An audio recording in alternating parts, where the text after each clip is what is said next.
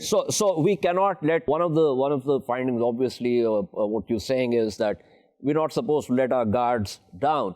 But in terms of treating it, I assume that at this stage, in terms of our knowledge, now we still,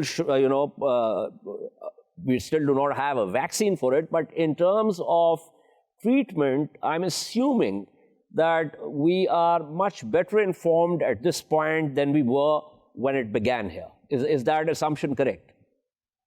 I totally agree with you. And quoting back what we wrote in our two articles, myself and another colleague of mine, a pulmonologist, we wrote down. At that time, we had very scarce data with us. Today, we are in a much better position because the data has improved.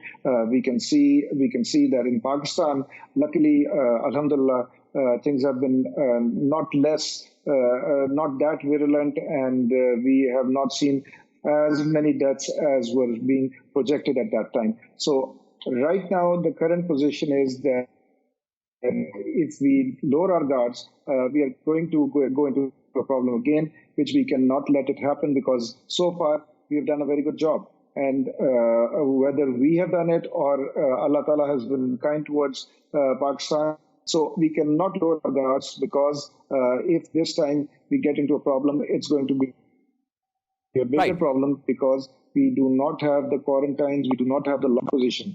Right.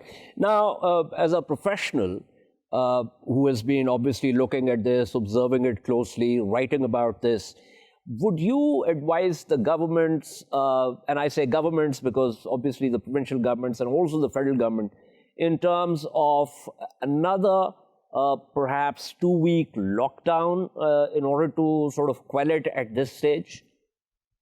In my own personal opinion, I would not be going for a lockdown, but I would be definitely saying that we need to go with a more strict SOPs being followed, and that's what we are lacking right now.